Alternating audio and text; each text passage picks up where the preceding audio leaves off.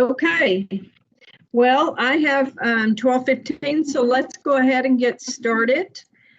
This is our fourth presentation of Health Talk Express. Today, we're going to talk about stress, friend or foe, and there'll be some basics about stress that we'll cover.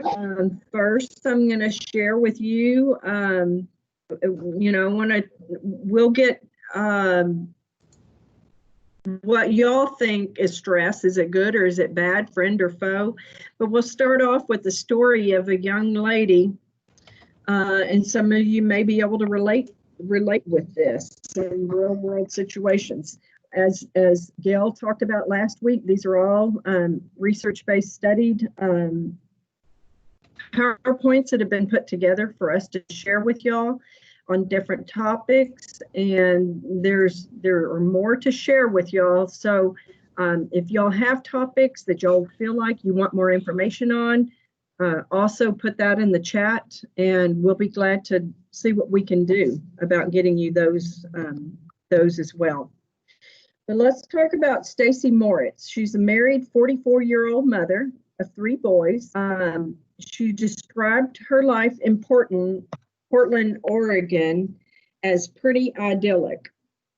That was until her life changed dramatically 5 years ago when she separated from her husband and was laid off from her job. The biggest blow came when her husband was terribly injured. He was cycling home from work and was hit by a car and dragged 30 feet. While he didn't die, he suffered profound brain injury that required a very lengthy hospital stay and rehabilitation. Stacy, who stayed with her husband during this time, recalls wondering whether or not he would have ever recovered. His functional ability at the time was that of an infant. Moritz said he couldn't speak. He laid in bed, surrounded by netting so he wouldn't fall out, and in diapers. Miraculously, he continued to improve, and during his hospital stay, Moritz remembers when he turned the corner in his recovery. She said she walked into the room with her children, and he cried and mouthed out the words, "I love you." Moritz said it was very overwhelming. He just recognized them. At that point, she knew that he knew who they were. And so that gave her a little bit of hope. But after his release from the hospital, Moritz took over her husband's care because she did not want to put him in a nursing home. She just felt it was the right thing to do for him and her children. That's a tough spot for anybody to be in. You're at your low, he's at his low, you're going through this, but the right thing to do is what she did. I think we probably all would have done the same thing. She explains that this decision would mean years of unrelentless stress taken upon herself.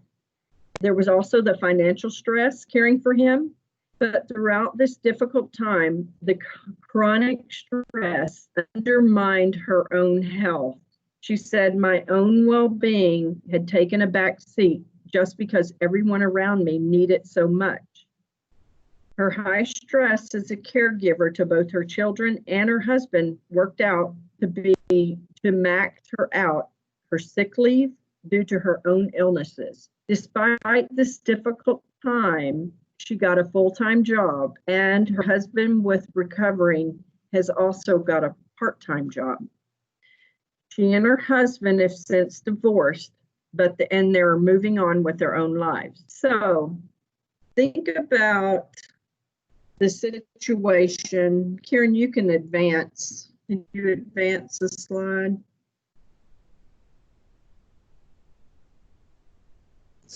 So we're using mine. I'm sorry, I thought we were using yours. Well, mine. Well, hold on. Maybe I can do it here. Let me just get if it'll. There we go.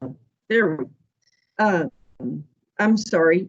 When we changed to whatever we did, something changed. So I've got to go to a different spot to advance it. My apologies. So Stacy's story is just an example of chronic or long-term stress that over time can take a toll on your health. While the stress we experience may not be life-altering, uncontrolled stress can affect us both physically and psychologically.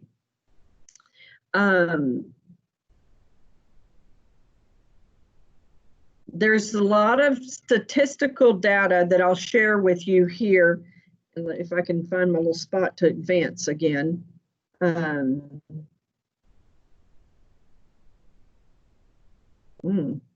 apologize. Are we advancing? Denise, Yes. I think I can do it. Can you get it? Did it go? No, I don't know why it's not advancing. I have it on mine too, and I had to do it by hand. It has a slide 3 of 21. Yeah, it's just not. Ooh, here we go. We went to 4. There we go. Okay, here we go. I'm sorry. I don't know what the technical difficulties. We'll blame it on COVID. Sorry about that. So do you think stress is friend or foe? Anybody? Both. Is it good or bad? It can be both. It can be both. You're right. Whoever said that, it can be both. So it's both friend and foe. Stress is a friend because some amount of stress actually keeps us motivated and productive, but too much stress can harm our health. Our stressed out society in a U.S. health problem is a true U.S. health problem. 2014 burden of stress in America found that half of the 2,500 participants experienced a major stress event in the past year. 4 in 10 reported stressful issues related to health. Death of a loved one and work problems were 2 other leading causes of major stress. Think about what that poll would be like now with where we're at with COVID, the losses of jobs, the losses of loved ones. It can really take a toll on us. Karen, or who's controlling me? We can go to the next slide. I think it's you controlling, but let me click if it'll. Okay, it worked for me. I did it. Or somebody else clicked it. It worked. We're still on slide 3. I'm on slide 4 for me. 2 presenters. Oh my goodness. Okay, well, that's fine. If y'all are on slide 4, that's fine. What do y'all see, guys? You can change it yourself. So Okay. you can just tell us when to advance and we can advance our own slides. Yeah, I see that on. That's what's working for me too. But I am so sorry. This was working, but once Karen once you put the chat on the bottom, it stopped working for me. But that's okay. I'm gonna take control of it, and then I'll do it. We're good. We're good then. Okay, that's where we need to be. Thank you. I apologize. Is everybody seeing the 44%? Yes. Okay. All right. So the amount of stress we're experiencing is another cause for concern. The 2007 Stress in America study also showed that adults over 18 described their stress level as higher than the level of stress they believe is healthy. Findings show that on a scale where 1 is little or no stress and 10 is a great deal of stress, the average reported stress level was 5.1 for these individuals, which was mediocre. In that same Stress in America study, 44% of adults stated their stress levels increased in the last 5 years. So if that was done in 2007, I mean, just think what the stress levels now in America's society are. You can advance to slide 5, please. Okay, our fast-paced, technology-driven life is a stressful existence. Modern society stress differs from primitive times. I love this example. Early man's stress typically involved a life or death situation that required a fight or flight response. Imagine the woolly mammoth and a lion lurking around the corner. And you have a good picture of his hostile environment. For man and animal, fighting or fleeing was a way to survive. Stress has evolved to psychological threats, real or perceived. In the 21st century, where we are confronted with work and family issues, caring for aging parents, job loss due to corporate downsizing, and many other problems unknown to prehistoric humans. So we're talking about totally different times in stress relation. We have a The hand raised. We have a Yes. hand, and I don't know if Lisa has a question or if you had asked a question and Lisa was just answering it. And then I was just raising my hand. I was just answering. okay, thanks, Lisa. And then Chanel, I'm hoping I'm saying your right name, she says times are getting harder. And then this means times are getting harder. So, Yes, absolutely. I mean, not only, look where we've come from. I can just date myself. When I graduated high school, let's go back to high school, 1984. The option of using computers or taking a computer class, that was like, no, I'm not going to take that. That's for nerds. That was my way of thinking. Well, when I got to college, guess what? I had to take computer class, and it was the old Apple, open Apple, closed Apple. I don't know, some of y'all you don't have to date yourself. You can laugh or raise your hand that y'all experienced that type of computer as well. And then to now we're cell phones. I didn't have a cell phone in college. I had to stop and use a payphone. Now we have third and fourth graders using cell phones.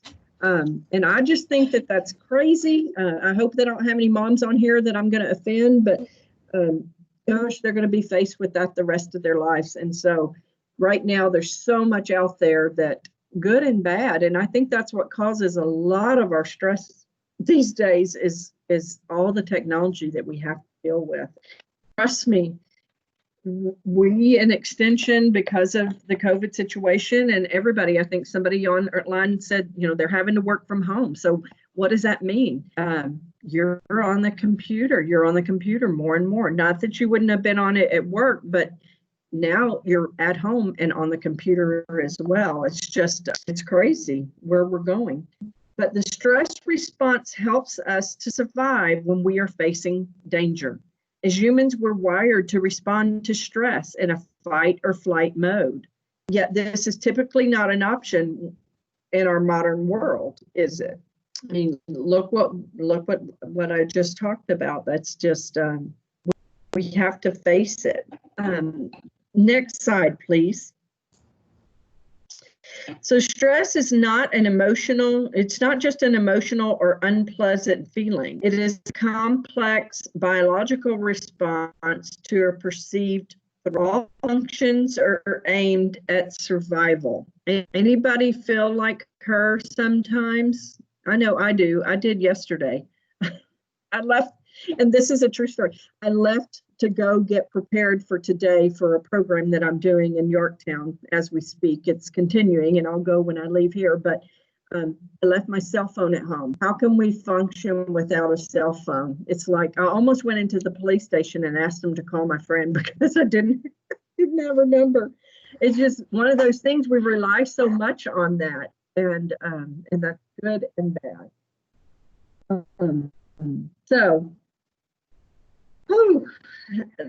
Our fast-paced, technology-driven life is a stressful existence. Modern society stress differs. Did I say that already? I did. I'm sorry, I skipped back. Let's talk about what happens to us when we do get stressed. The brain processes the signal of threat or stressor. This begins in the amygdala and then hypothalamus. A warning is sent to the pituitary gland located in the brain. This gland is the chemical messenger secreting the adrenocorticotropic hormone. Those are tough words to say, which activates the adrenaline gland. The adrenal gland releases 3 stress hormones: adrenaline, norepinephrine, and cortisol. I think a lot of us are probably familiar with the adrenaline and cortisol. The surge of these three hormones revs up our body to react to the threat. The physical effects of stress include heart rate increase, sweating, shaking, dilated pupils, bladder relaxation, slow digestion, flushed face, tunnel vision, and dry mouth. How many of you have experienced any of those in the last 3 days, let's say? You can raise your hand or you can type in. When the threat or danger has passed, the parasympathetic nervous system relaxes our body, returning it to the state of balance that is referred to as homeostasis. The stress can be temporary or it can linger for a long time, especially if you're experiencing chronic disease or chronic stresses. Well, next slide. Okay, wait a second. Well, Chanel had made a comment about, she's referring to the high cost of living and how things, you know, mortgages and rents, they're increasing, and the food expenses are increasing, and that there's a lot of people who are struggling. So she knows there's a lot of people who are suffering right now. Absolutely. And so we're going to, y'all may have gotten or should have gotten the handouts about take action to stress less. And then there's a tracking sheet. So we'll go over those at the end and we'll talk about how can we manage those things. Some of the things are uncontrollable, but we're going to get to how we can personally take care of ourselves and not stress about those kind of things that are out of our control. So our stress can be acute or it can be chronic. Acute or short-term stress is the most common form and is a flight or fight response. This type of stress can be good or it can be bad.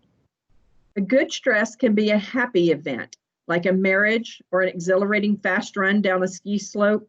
Bad stresses are life situations that causes distress, such sitting in bumper-to-bumper traffic or running late to an appointment. How many of you can relate to that? I know that I can, and that, I mean, there's nothing worse than me because I'm always running. I hate to be stuck behind someone in traffic. So I always have to take a deep breath and say, there's a reason that I'm behind this person. We have a hand raised. There's other people Yes. who have a few issues with stress. I know I'm one of them.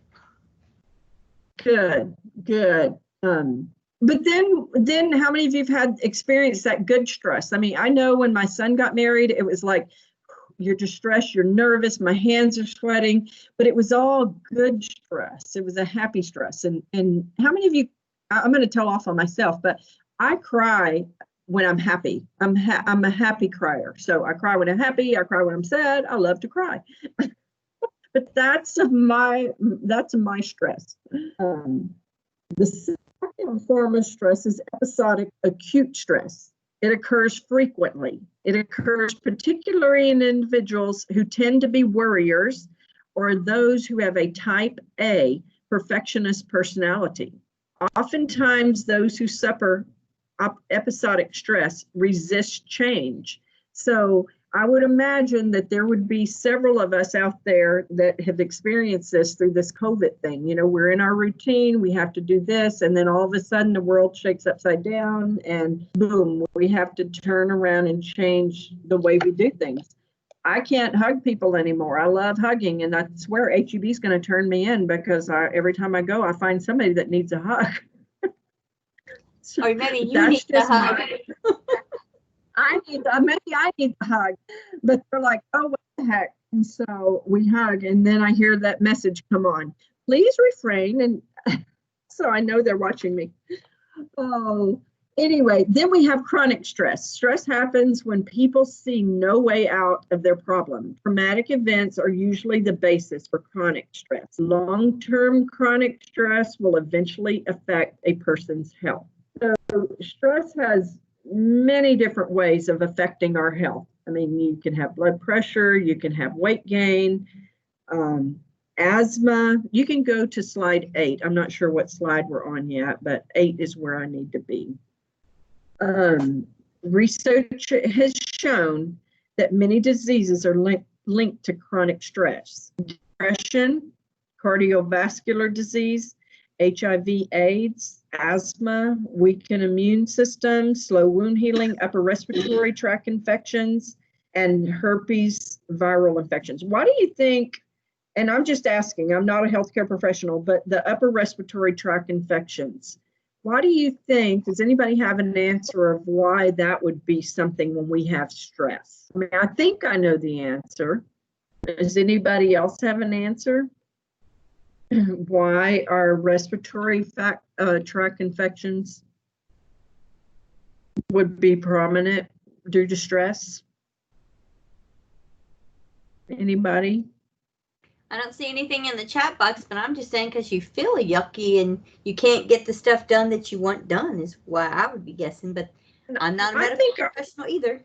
I'm thinking our immune system gets compromised. You know, I think we're rubbing like our face, sleep. our noses and our eyes because we're frustrated. Yes, Now, you're right. Chronic stress makes you extremely exhausted. And when you're Yes. exhausted, your immune system drops. Exactly. That's exactly what I'm looking for. Yeah. And it's so important during those times, and we'll cover some of those things of what we need to do to keep ourselves healthy during stressful situations, because it can get bad and can even lead to death. So I'm working through some things myself personally that I have to work on. And so and I'll share some of that with y'all as we go through. But anger, fear, sadness, and emotional responses are all emotional responses to stress, and they can have a negative effect on our cardiovascular system, such as high blood pressure. Increased anxiety and grief have also been associated with cardiac events, such as heart attacks. Obesity is another thing that has been linked to stress because negative moods may lead to seeking comfort foods. I'm guilty of that. To feel better, or eating more, or eating when you're upset.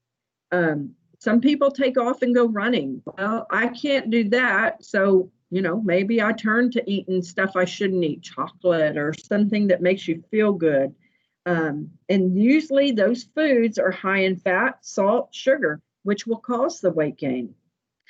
Sleep is also affected by stress, which someone said that earlier. Our body gets exhausted. Loss of sleep can make us prone to accidents and interfere with our ability to perform our daily activities. You can go to slide 9, please. So to better understand stress and its effect on our health, let's discuss the 4 common myths about stress. Myth number 1, stress is the same for everyone. That is a common misunderstanding. Stress is unique for each individual. What is stressful for one person may not be for another. And I like to give the example of roller coaster rides. Some people get an absolute high off of riding that gondola to the top of the mountain or doing a roller coaster ride. Well, that totally stresses me out, and I could probably have a heart attack or even if a spider landed on me, I'd probably have a heart attack. I just, those things stress me out. I don't do insects very well. So everybody reacts differently. What we could call recall a time when we experience a stressful event that caused us to have a negative reaction while someone else undergoing that same situation was unaffected. To manage stress, we need to learn what our stress triggers are and how we respond physically and psychologically. So you can kind of relate that to, when this hit back in March, some people were like, yes, I get to work from home, which all of us, I think that's good. But then some of us are like, I've got to be in the office. And we have some of that in our office. One that he had to be in the office the whole time. And I'm like, whew, this gives us a break. Though you're on the computer probably more hours than I was at the office, you react differently to that. So is it good or is it bad? How do we react to those changes? The myth number 2 is stress is always bad for you. This is a wrong view. As we discussed earlier, stress is both good and bad. Stress is our human condition. Imagine stress like the tension in a violin string. Too little and the music is dull and rhapsody, but too much and the music is shrill or the strings snap. The real issue is how we manage our stress. Managed stress makes us productive and happy. Mismanaged stress can affect our health and even kill us. A mild amount of stress is needed, though, for our body to function at its best. Acute stress can even boost our immune system. Chronic, unmanaged stress is toxic to our health and could lead to serious health conditions. So we need to learn, and we will, how to manage our stress. And, you know, I think sometimes just think about deadlines. I work best under pressure. So I know that I have to get it done by this date. But some people, and probably some people, my coworkers on this link, probably like to do things way early because they know they're done and they're going to be done and they don't have to worry about it. I, on the other hand, put it off until I have to do it. So that's a bad habit of mine, and then that stresses me, but then it's over. Okay, slide 10, dear. Myth number 3, stress is everywhere, so you can't do anything about it. Yes or no? Anybody agree or disagree with that? It's not so. That's right. You can plan your life so stress does not overwhelm you. Effectively managing your stress involves setting priorities to work on simple problems first, solving them, and then moving on to more complex issues. Stress may appear to be everywhere when you're poorly managing your problems, and prioritizing becomes difficult. Myth number 4, no symptoms, no stress. Is that true? Again, this is an incorrect view. Minor symptoms such as headaches or stomach acid cannot be ignored. These physical signs may indicate that stress is getting out of hand, and we need to address the problem. Identifying strategies to better cope with your stress is critical to handling life's changes. So I'm going to share one quick story. We have to be mindful of those things because I had some underlying conditions that I was grinding my teeth at night, and I didn't know it until I went to the dentist, and my teeth were a little receding. And the dentist said, "You're grinding your teeth." Well, you're doing things when you don't know it. I'm in my sleep. It didn't bother me, so I thought. But that can lead to true health problems. So then I had to be put on, a night guard and whatnot. And over time, it corrected itself. But it's something I have to do. And so my body is fighting itself, as my doctor said. Your body's at combat when you go to sleep. So, whether you're awake or you're asleep, stress can still occur. Slide 11, please. Because stress is a normal part of life, managing stress has to be part of your daily lifestyle habits. Learning what are your stressors and symptoms will help you find positive ways to counteract the bad effects of stress so that you can live a balanced, satisfied life. Thinking back to a recent stressful situation or event and how you responded, do any of these behaviors apply to you? I eat to calm down. I drink alcohol or smoke to calm down. I rush around but do not get much done. I put off doing the things I need to do. I try to do too many things at once. I work too much or I slow down. I bet we can all relate to some of those. If any of these behaviors are your typical responses to stress, it may mean that you are not dealing with stress as well as you can. Positive, healthy approaches to coping with your stress may be needed, especially to lower your risk for chronic stress.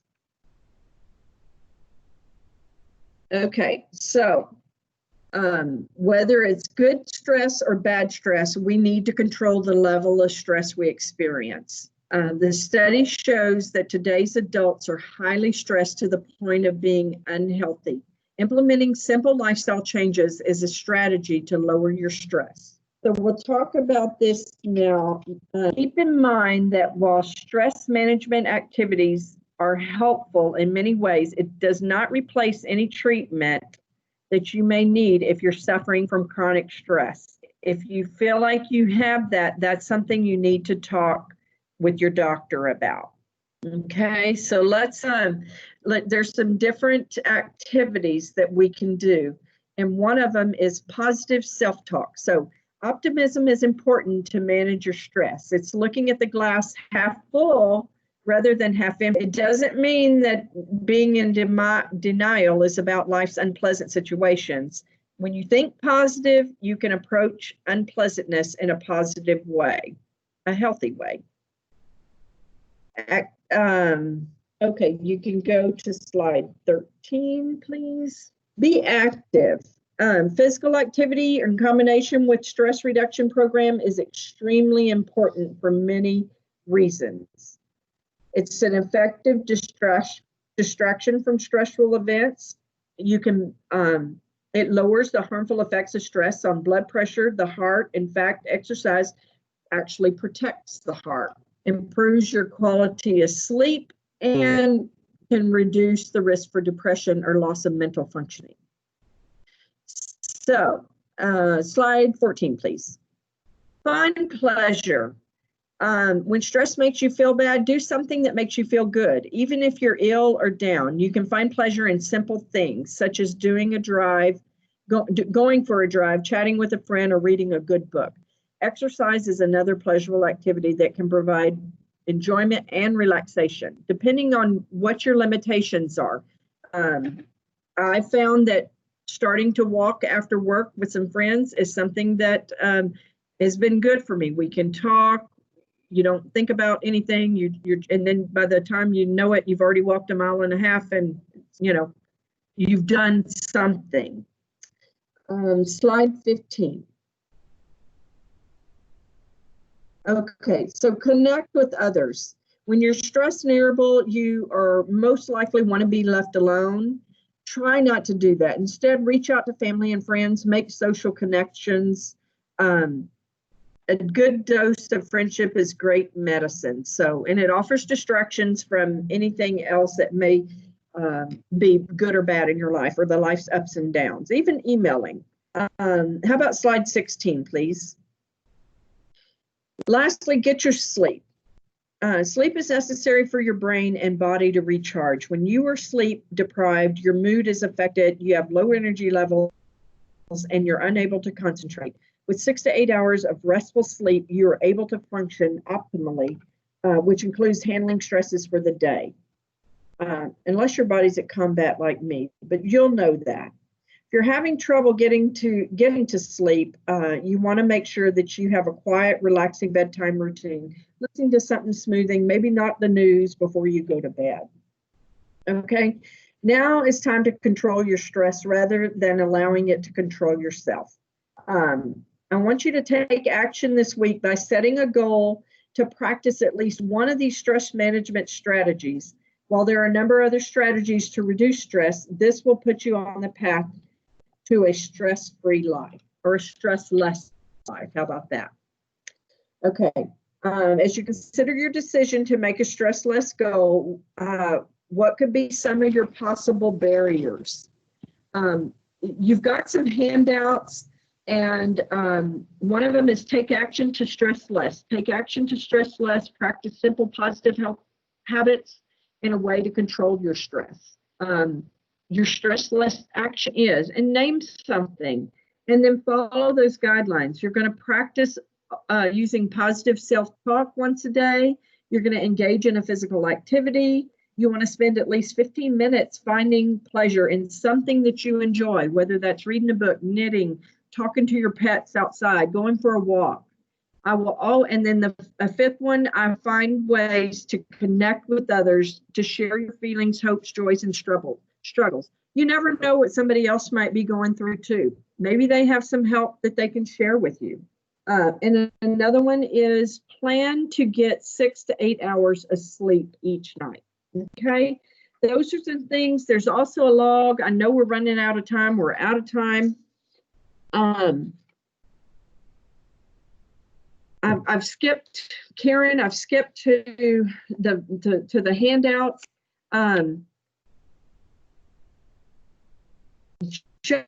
Just try to find something, write things down.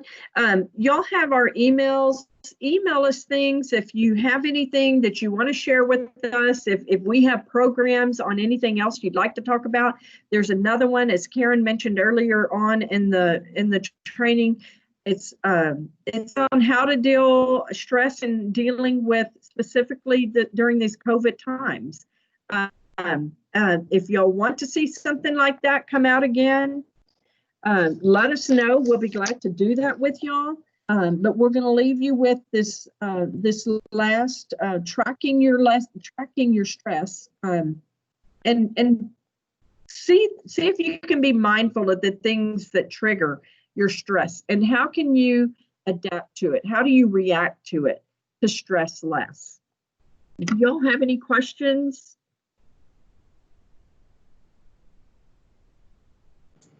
Thank you, Denise. I know that we had to hurry there because we promised, about 30 minutes of this, and we didn't want to hold people up. But I know some of y'all, lunch is a little more flexible than others. No questions? Don't want to unmute yourself? Okay. All we really ask is that you complete those surveys. It helps us better our programs and present things that you find of interest. There's a spot at the bottom that said comments, and we're going to read those, and hopefully y'all have some comments. And we understand sometimes if they're not good ones, we still look at them and try and fix things. Thank y'all for Absolutely. doing this. Yes, go ahead. Thank you for doing this. You bet. You bet. And like we said, there are other topics that we have on this Health Talk Express, and some people have asked that we continue on, and we can work on that, whether we do it individually in our counties or we come back and try to work together, a few of us, to present this to y'all. But share with your friends, share with your family. We appreciate y'all joining us, but just let us know what you liked about it, and if you'd like to see more. Yeah, especially in that comment section, because I have your emails, and so if we do start this up again, I'll probably send the emails out specifically, definitely with y'all as a group. And so if you don't want any emails from me, just make sure you put that in there too, because I don't want to, bother anybody. Or if I send you an email, you say, quit emailing me, Karen, and I will. You should get an email this afternoon with all of the links to the videos and the pre and post survey in case you misplaced it in your email inbox. Thank you for that, Boogie. Well, if that's it, thank y'all for joining us. We appreciate it, and stay in touch. Stay safe. You too. Thank you. Thank you. Thank you. You're welcome. Bye, guys.